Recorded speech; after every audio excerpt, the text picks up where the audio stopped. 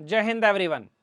आज की इस वीडियो में मैं आपके सारे डाउट्स खत्म करूंगा related to AFCAT 1 2024 air force common admission test 2024। As all of you already know, graduation के बाद एयरफोर्स में कमीशन्ड एंट्री के लिए बहुत बड़ी गोल्डन अपॉर्चुनिटी होती है आपका एफकेट। साल में 2 बार होने वाला एग्जाम जो पर्टिकुलरली एयरफोर्स के लिए कंडक्ट किया जाता है। इसका क्या एलिजिबिलिटी क्राइटेरिया है, कौन बच्चे इसमें अप्लाई कर सकते हैं, क्या ये गर्ल्स और बॉयज़ दोनों के लिए होता है, टाइप के सारे डाउट्स आपके इस वीडियो के लास्ट तक में क्लियर हो जाएंगे। सबसे पहली चीज़, ये जो एयरफोर्स का कॉमन एडमिशन टेस्ट है ये बेसिकली इंडियन एयरफोर्स के द्वारा कंडक्ट किया जाता है। ये टेस्ट प्रत्येक साल फरवरी और अगस्त, जैसा कि मैंने बताया, 2 बार होल्ड होता है। इसका टारगेट, एग्जाम का टारगेट होता है पिकअप करना सीधे क्लास 1 ऑफिसर्स को फ्लाइंग और ग्राउंड ड्यूटीज दोनों के लिए, फ्लाइंग स्टाफ के लिए भी और ग्राउंड ड्यूटीज के लिए भी, टेक्निकल भी नॉन टेक्निकल भी। इसमें परमानेंट कमीशन भी है और शॉर्ट सर्विस कमीशन भी है। ये सेक्शन टेस्ट होता है for both male and female candidates के लिए जो ज्वाइन करना चाहते हैं भारतीय वायुसेना शॉर्ट सर्विस कमीशन के लिए। शॉर्ट सर्विस कमीशन के लिए फ्लाइंग ब्रांच में, या तो परमानेंट कमीशन और शॉर्ट सर्विस कमीशन के लिए ग्राउंड ड्यूटीज में। मतलब ग्राउंड ड्यूटीज में आपको permanent commission, short service commission दोनों कमीशन मिलेंगे और फ्लाइंग ब्रांच में आपको केवल शॉर्ट सर्विस कमीशन मिलेगा। टेक्निकल नॉन टेक्निकल इन दोनों ही चीज़ों के लिए। ऐसे सारे एग्जाम्स के लिए कुछ खास डिटेल्स जो यहाँ मौजूद हैं। एफकेट 1 2024 का एग्जाम होना है। ये एग्जाम होगा, नोटिफिकेशन इसका रिलीज दिसंबर 2023 में, मतलब नेक्स्ट मंथ आप इसका नोटिफिकेशन रिसीव कर लेंगे। उसके बाद एफकेट 1 2024 की जो एप्लीकेशन फॉर्म है ये भी दिसंबर 2023 में आ जाएगा। मतलब नोटिफिकेशन रिलीज होते ही आप इसमें अप्लाई करना शुरू कर देंगे। एग्जाम कंडक्ट किया जाएगा फरवरी 2024 में। तो अब से 3 महीने के बाद इस एग्जाम का कंडक्शन हो जाना है, 1 महीने के बाद नोटिफिकेशन आ जाना है और एप्लीकेशन स्टार्ट हो जानी है। अब इसके लिए क्या है हमारे पास एलिजिबिलिटी क्राइटेरिया। जैसा कि मैंने बताया, ग्रेजुएट लेवल पर होने वाला एग्जाम है। उसके बाद ये मेल फीमेल्स दोनों के लिए कंडक्ट किया जाता है। Both males and females are eligible for this test. उसके बाद candidate must be a resident of India. जाहिर सी बात है, बच्चे को भारत का नागरिक होना चाहिए at the time of application. Age criteria जो बच्चों को बहुत कंफ्यूज करता है उस पर ध्यान दें। फ्लाइंग ब्रांच के लिए एज लिमिट आपकी होगी 20 साल से 24 साल फ्लाइंग ब्रांच के लिए। मतलब at the time of application क्या आपकी जो डेट ऑफ बर्थ है वो फॉल करनी चाहिए 2 जनवरी 2001 के बाद और 1 जनवरी 2005 के पहले। यदि आप इन दोनों डेट्स के बीच में आपकी डेट ऑफ बर्थ होती है ऑन पेपर, तो आप फ्लाइंग ब्रांच के लिए 2024 वाली वैकेंसी के लिए एलिजिबल होंगे। और ये जो अपर एज लिमिट है उनको 2 साल का रिलैक्सेशन मिलेगा अपर एज लिमिट में, जिन बच्चों के पास DGACA का कॉमर्शियल पायलट का लाइसेंस है। मतलब जिन बच्चों ने कॉमर्शियल फ्लाइट उड़ाने की ट्रेनिंग अपनी पूरी करी है, उनके पास कॉमर्शियल फ्लाइट उड़ाने का लाइसेंस है, उन बच्चों के पास यहाँ पर एक अपॉर्चुनिटी होगी 2 साल एक्स्ट्रा अप्लाई करने के लिए।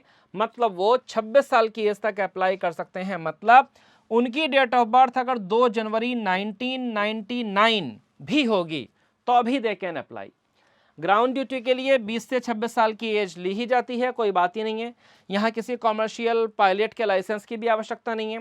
2 जनवरी 1999 टू 2 जनवरी 1999 से लेकर 1 जनवरी 2005 के बीच में अगर आपकी डेट ऑफ बर्थ है, you can feel free to apply for the ground duty also. Marital status, defence की सारी एंट्रीज में बच्चों का अनमैरिड होना अनिवार्य होता है एट द एज ऑफ 25। मतलब जो भी आपका एज का क्राइटेरिया है उस एज पर आप अनमैरिड ही होंगे, then only you can apply.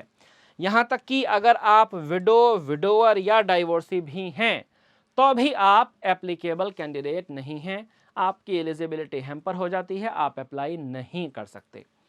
हम लोग बात कर चुके हैं एज की, मैरिटल स्टेटस की और एलिजिबिलिटी की। इस एफकेट के कंपटीशन में, या यदि आप एफकेट के अलावा CDS और CPF भी देते हैं और आप चाहते हैं कि आपकी तैयारियों को मिले फिनिशिंग टच, आपको मिले एक ऐसा गाइडेंस कि जहां आप केवल मेहनत करें और आपके सिलेक्शन की गारंटी हो जाए, तो वो प्लेटफॉर्म आपके लिए है। इस देश में सर्वाधिक सिलेक्शन देने वाला इंस्टीट्यूट मेजर कलशी क्लासेस। यहाँ पर आप एडमिशन लेने के लिए कॉल करें 9696330033 पर। यहाँ पर कॉल करते ही हमारी काउंसलिंग टीम आपको कोर्स के बारे में, बैच के बारे में, फीस के बारे में, बुक्स के बारे में, मटेरियल के बारे में, ऑल टोटल फैसिलिटीज़ के बारे में पूरी जानकारी, पूरी इंफॉर्मेशन आपको दे दी जाएगी और आप अपने एक्सपेक्टेशन को गारंटी में कन्वर्ट करेंगे, अपनी पढ़ाई को इस तरीके से लेकर चलेंगे कि निश्चित रूप से आपका सिलेक्शन हो। अब हम आते हैं एजुकेशनल क्वालिफिकेशन की तरफ। पढ़ाई की क्वालिफिकेशन क्या होनी चाहिए अप्लाई करने के लिए? तो भैया एफकेट में एप्लीकेशन डालने के लिए पर्टिकुलरली फ्लाइंग ब्रांच में, इंडियन एयरफोर्स की, तो फ्लाइंग ब्रांच के लिए आपके पास मिनिमम 50% मार्क्स के साथ मैथ्स और फिजिक्स 10+2 लेवल पर, ये तो पहले क्राइटेरिया हुआ मिनिमम। तो ग्रेजुएट लेवल की एंट्री है, लेकिन एलिजिबिलिटी सब्जेक्ट्स की 12th से ही स्टार्ट है। तो 12th में आपका मिनिमम 50% आना चाहिए मैथ में और फिजिक्स में। उसके बाद आपका ग्रेजुएशन हो, जो 3 साल की डिग्री, मतलब बीए, बीएससी, बीकॉम टाइप, ये डिग्री कम से कम 3 साल वाली हो, किसी भी डिसिप्लिन में हो, मतलब आप आर्ट्स बैकग्राउंड के हो, मैथ्स बैकग्राउंड के हो, कॉमर्स बैकग्राउंड के हो, बायोलॉजी बैकग्राउंड के हो, फार्मा बैकग्राउंड के हो, किसी भी बैकग्राउंड के आप हैं, ग्रेजुएट आपका होना चाहिए मिनिमम 60% या इक्विवेलेंट के साथ। अगर परसेंटेज है तो 60% या इसके इक्विवेलेंट, और कोई ग्रेडिंग सिस्टम है तो उसके अकॉर्डिंग। या तो दूसरी चीज़ क्या है, आपके पास बीटेक की क्वालिफिकेशन हो किसी भी रिकॉग्नाइज यूनिवर्सिटी से मिनिमम 60%। अब जो बच्चा बीटेक होगा, नेचुरल सी अंडरस्टूड सी बात है कि 12th में उसके पास मैथ और फिजिक्स होगा ही होगा। ऐसे बच्चे जो क्लियर कर चुके हैं सेक्शन ए और B examination of associate membership institution of engineers India, ये एक इंस्टीट्यूशन का नाम दिया है, और इसका जो बच्चा ग्रेड मतलब सेक्शन ए और सेक्शन बी का एग्जामिनेशन क्वालिफाई कर चुका है, ये institute aeronautical society of India का होता है, किसी रिकॉग्नाइज यूनिवर्सिटी से 60% मिनिमम मार्क्स हों, ये बच्चे भी फ्लाइंग ब्रांच के लिए ये बच्चे भी अप्लाई कर सकते हैं। तो बच्चों अभी हम बात कर रहे थे फ्लाइंग ब्रांच के बारे में, और अब हम आ जाते हैं टेक्निकल ब्रांच के लिए। तो जो बच्चा टेक्निकल ब्रांच में जाना चाहता है, उसके पास 4 साल वाली डिग्री, मतलब बीटेक की डिग्री हो, सेक्शन ए सेक्शन बी, या तो 4 साल की डिग्री के साथ सेक्शन ए और सेक्शन बी का examination associate membership of the Indian institute of engineers, या तो एरोनॉटिकल सोसाइटी, इन इंस्टीट्यूट के 4 साल के डिग्री के सेक्शन ए और सेक्शन बी का एग्जाम कम से कम 60% परसेंटेज के साथ बच्चे ने क्वालिफाई किया हो। ग्राउंड ड्यूटी अगर हम नॉन टेक्निकल की बात करते हैं, तो नॉन टेक्निकल के लिए बीकॉम ग्रेजुएट, ऐसा बच्चा जो 60% उसका आया हो मिनिमम। ऑफिशियल पोस्ट के लिए एप्लीकेंट और टू हैव, जो ऑफिशियल पोस्ट यहाँ पर हैं, उसके लिए बच्चे को एमबीए होना चाहिए, एमसीए होना चाहिए, या तो एमए एमएससी की डिग्री उसके पास होनी चाहिए। इंग्लिश में हो सकती है, फिजिक्स में हो सकती है, इंटरनेशनल स्टडीज़ में हो सकती है, मैथमेटिक्स, केमिस्ट्री, स्टैटिक्स, मतलब कई सारे विषयों के नाम यहाँ दिए हैं, इन सब में उसके पास ये डिग्री हो सकती है। कम से कम 50% और कम से कम 60% इन ग्रेजुएशन, मतलब पीजी में उसका 50% हो और ग्रेजुएशन में उसका 60% हो। मतलब एफकेट के लिए आपको परसेंटेज बाउंडेशन को देखना पड़ेगा। वैसे भी कमीशन एंट्री के लिए बेटर माना जाता है कि हमेशा 60 आप अपना मेंटेन करके चलिए, डाउट्स ही आपके ख़त्म हो जाएंगे। ठीक जी। उसके बाद अब जो सिलेक्शन प्रोसेस है, सिलेक्शन प्रोसेस में क्या क्या होगा? सिलेक्शन प्रोसेस में एफकेट का एग्ज़ाम होगा जो फरवरी 2024 में कंडक्ट होने वाला है। एसएसबी का इंटरव्यू होगा, जब एग्ज़ाम का रिटर्न का रिजल्ट आ जाएगा उसके बाद होगा। फिर मेडिकल एग्जामिनेशन होगा, जो बच्चे एसएसबी क्वालिफाई कर लेते हैं उसके बाद उनका मेडिकल होता है, और सबसे लास्ट में आपकी मेरिट लिस्ट बनेगी। जितनी सीट हैं उनसे कुछ ज़्यादा बच्चों की मेरिट लिस्ट बनाई जाती है, कभी कभी कुछ बच्चे सीट अपनी वैकेंट कर देते हैं। तो इसकी वजह से इन 4 स्टेप में क्वालिफाई करके आप फाइनली एफकेट पास डिक्लेयर कर दिए जाएंगे। And as I was telling you about the suitable most platform related to your study major culture classes, वो जो मैंने बताया ऑफलाइन के बारे में था। अब यदि किसी वजह से आप हमारे साथ ऑफलाइन नहीं जुड़ पा रहे हैं, तो गूगल प्ले स्टोर से एमकेसी लर्निंग ऐप डाउनलोड करें और ऑफलाइन क्लासेस की समस्त सुविधाओं का स्पोकन इंग्लिश की क्लास का, डाउट काउंटर की फैसिलिटी का, एक्स्ट्रा क्लास की फैसिलिटी का, यूनिट टेस्ट का, मॉक टेस्ट का, ओपन सेशन का, इंटरैक्टिव सेशन का, इन सब के विषय में आप डिटेल में जानकारी प्राप्त करें हमारे लर्निंग ऐप के माध्यम से और लर्निंग ऐप पर उपलब्ध समस्त सुविधाओं का लाभ उठाएं। उसके लिए भी कॉल करें कोचिंग के हेल्पलाइन नंबर 9696330033 पर। ठीक है बच्चों, इसके बाद मैं आपको बताना चाहूँगा 2024 का एफकैट का पैटर्न। इसका पैटर्न क्या है, क्या क्या सेक्शंस होंगे। एफकैट के पेपर में 4 सेक्शन होते हैं, 2 घंटे का टाइम होता है। जनरल अवेयरनेस मतलब जीके के सवाल होंगे। वर्बल एबिलिटी इन इंग्लिश मतलब इंग्लिश के सवाल होंगे जिसमें antonym, synonym, idioms and phrases, common error, etc होगा। न्यूमेरिकल एबिलिटी मतलब अर्थमेटिक्स के सवाल होंगे। और रीजनिंग एंड मिलिट्री एप्टीट्यूड का मोटा सा मतलब रीजनिंग के क्वेश्चंस होंगे। सबको करने के लिए 2 घंटे का समय मिलेगा। 100 क्वेश्चन होंगे। 25-25-25 का डिवीजन नहीं होता है। आमतौर पे इंग्लिश और जीके के मिलाकर 50 क्वेश्चंस होते हैं, अर्थमेटिक और रीजनिंग के मिलाकर 50 क्वेश्चंस होते हैं।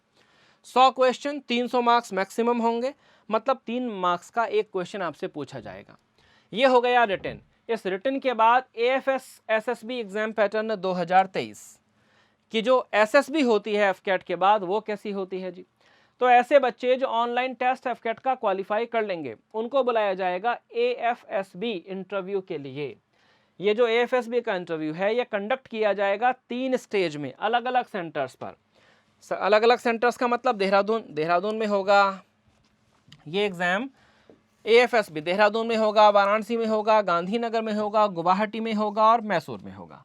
मतलब ये आपका 5 शहरों में कंडक्ट होगा। अब ये क्या है कि एएफएसबी में, तो यहाँ पर एएफएसबी में बच्चों को सबसे पहले स्क्रीनिंग का राउंड होगा जिसमें उन्हें पीपीडी TOIR क्वालिफाई करना है। उसके बाद प्रॉपर उनकी 4 दिन की एसएसबी कंडक्ट करी जाएगी जिसमें उनका इंटरव्यू होगा, साइकोलॉजी का टेस्ट होंगे और जीटीओ के टास्क होंगे। इन सब को क्वालिफाई करके बच्चा फाइनली एएफएसबी क्वालिफाइड कहा जाएगा। अब यहाँ सेलेक्ट होने के बाद क्या स्ट्रक्चर रहेगी सैलरी आदि की। देखो भाई, ट्रेनिंग के दौरान आपको जो भत्ता, आपको जो अलाउंस मिलेगा वो अलाउंस होगा 52,600 रुपये। ये उन बच्चों को दिया जाएगा जो इंडियन एयरफोर्स में के लिए ऑफिसर बनने की ट्रेनिंग कर रहे हैं। ठीक है, इस ट्रेनिंग का जो टर्म होगा वो 1 साल का होगा और ये मोस्ट रिसेंट ब्रेकडाउन कंपेंसेशन में for a charged official per month. मतलब ये आपको सैलरी ट्रेनिंग के दौरान ही मिलेगी और ये पर मंथ के हिसाब से आपकी सैलरी है। पे बैंड सारी ब्रांचेस के लिए 56,100 रुपये मंथली होगा पे बैंड। उसके बाद level 10 with in the pay matrix, ये जो सैलरी है आपकी ये लेवल 10 पर आती है पे मैट्रिक्स में और ये 8th CPC है 56,100 से लेके 1,10,700 तक की। मिलिट्री सर्विस की आपकी पे होगी 15,500 रुपये पर मंथ। फ्लाइंग ब्रांच वाले बच्चों को 11,250 एवरी मंथ। टेक्निकल ब्रांच के बच्चों को 2,500 एवरी मंथ। इसके अलावा जो नॉर्मल अलाउंसेज होते हैं जैसे बच्चों की एजुकेशन के लिए हो गया, ट्रैवलिंग के अलाउंसेज हो गए, मतलब जो डिफरेंट अलाउंसेज होते हैं उसके लिए आप नॉर्मल तरीके से एंटाइटल्ड होंगे ही होंगे, कोई बात ही नहीं है। तो बच्चों जैसा कि मैं आपको बता रहा था कि ये रिटन एग्जाम और एएफएसबी दोनों ही यहाँ पर कंडक्ट होगा। एसएसबी के लिए जो हमारे पास आपको ट्रेनर मिलेंगे, एसएसबी के लिए, एएफएसबी के लिए कर्नल जुनेजा सर होंगे जो स्वयं जीटीओ रहे हैं बेंगलोर बोर्ड के। ग्रुप कैप्टन LK पांडे होंगे जो स्वयं वाइस प्रेसिडेंट रहे हैं DIPR ट्रेंड साइकोलॉजिस्ट हैं बनारस बोर्ड के। हमारे पास होंगे retired wing commander KP Thakur जो इंटरव्यू ऑफिसर के रूप में इंटरव्यू के लिए आपको सारी बातें बताएंगे। तो रिटन और एसएसबी दोनों के लिए आपको proper training, proper teachers available होंगे ऑनलाइन ऑफलाइन दोनों ही मोड्स में। अब देर किस बात की, 3 महीने का समय बाकी बचा है। तैयारियों को फिनिशिंग टच दें और कॉल करें 9696330033। जय हिंद।